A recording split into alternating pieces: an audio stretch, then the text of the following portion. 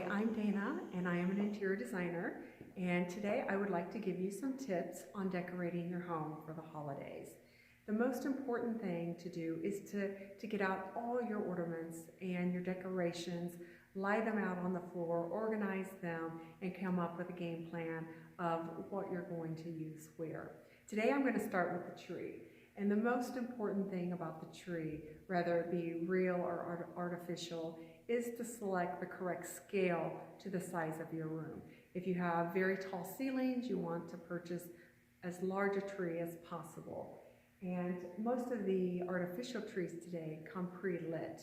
This particular tree has three options. You can do all white lights, you can do colored lights, or you can select the option to go back between the two. It's very nice if you're doing, if you decide to do a tonal tree, the golds and the greens, to use the white lights. If you're doing a more colorful tree like this one, you may want to select the color lights. And when you start to decorate the tree, the most important thing is to always start at the top and work your way down. The tree topper that I have here is a non-traditional tree topper. I selected picks in the greens, the golds, or excuse me, the reds, the golds, and the silvers, and I put them in to actually create the tree topper. The next thing that I did is I took the ribbon, and I like to select like a 12-inch, a very large ribbon in width. And it can be a mesh like this, it can be sheer. The most important thing is to select something that has a wire in it, so you can mold it around the tree to help give the tree some dimension.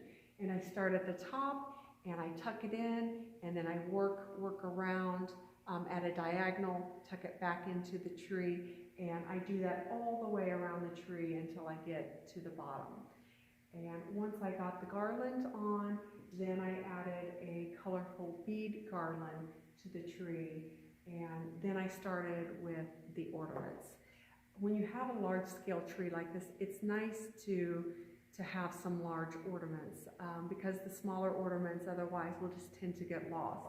And I selected a non-shatterproof because the larger ornaments in the glass tend to be very heavy. So I purchased the shatterproof, and then I distributed those evenly throughout the tree. And once I had all of these placed on the tree, then I start working on the smaller ornaments. And I like to do a combination of glass ornaments, of icicles, because they're long and skinny. It gives some different shape to the tree. And then I also like to go in and add some picks. I have a frosted pick here. I have a gold pick over here that's also repeated in the topper of the tree. But the most important thing is to add ornaments that are important to you. This tree has a lot of Christopher Radko ornaments that I have collected over the years. You want to make sure you put all of those ornaments that are special to you, maybe ornaments that have been given to you, and place those in areas throughout the tree that's going to create a beautiful tree. This is the sofa table that is located right next to the tree. And when you start to decorate the other areas of the house, I think something that is very important is you need to decide, do I want to leave the existing items there, or do I need to remove them to replace them with holiday items? And one of the things that you want to make sure that you don't do is just leave everything there and then put the additional holiday items on top of them, and it tends to look cluttered. So you have to make that decision. Do I remove it or leave it there? On this particular table, the floral was already here. And so all I did was go in and add some holiday picks to it. For example, I added these little branches that have the LED lights on them.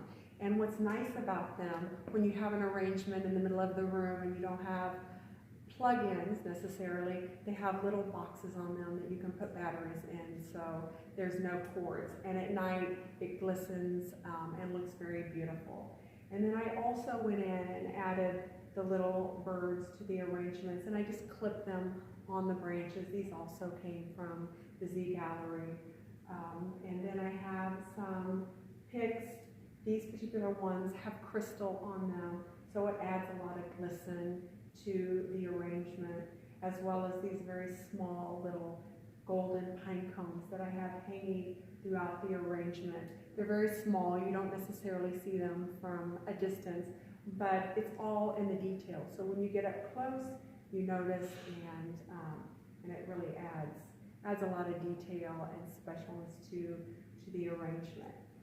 On this particular side, the 3 vases were already here. So all I did was I went in and I added different ornaments to it that I already had, and then I just added a few picks to this.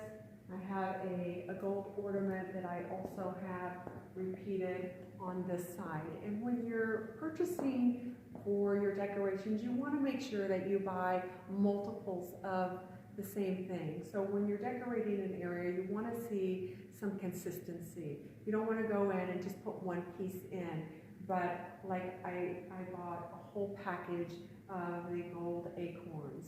You want to see multiple birds throughout versus just one. It adds some continuity to your design and makes it more beautiful. On this side, which I actually removed the item that was here, I put in a vintage Santa. By himself, he looked a little lonely, so it's always nice to pick up some extra greenery, garland, and picks. So I put a pine greenery here, and then just added a few picks to it, and then some glass ornaments, and that made this area, it's very simple and was very easy. Took me maybe 30 minutes to put together, but yet adds a lot of festiveness to this particular table. And for example, this here is an ornament stand.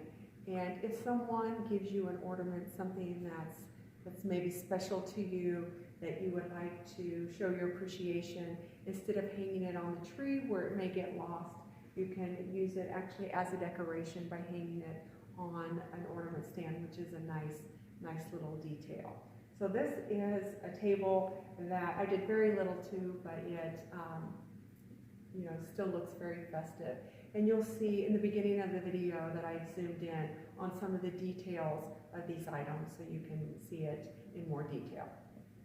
The fireplace mantle is always a very important part of decorating for the holidays, but in this particular case, the mantle is very massive and very ornate, so I kept the decorations to a minimum. Basically, I left the 3 bronzes that were already on the mantle, and I just went in and I added a very simple flocked garland, and then I also worked in a green and red garland, and with that, added a few sparkly picks, one being a beautiful red feather to add some texture, and as you can see in the bronze horn, I repeated those by adding some picks to add some height. Took me maybe 20-30 minutes. Very simple, very easy, but yet very beautiful. Now all we need to do is to add the stockings. One of the most important tips that I could possibly give you is to enjoy the process of getting your home ready for the holidays. If you have to turn on some holiday music, make some hot chocolate, and involve your family in getting your house ready for the holidays. And one tip I always tell my clients is after the holiday season, make sure you go out and hit the sales and add some new holiday items to your collection. So next year your house can even be more beautiful than the year before. So if you like this video, give it a thumbs up and have a happy holiday.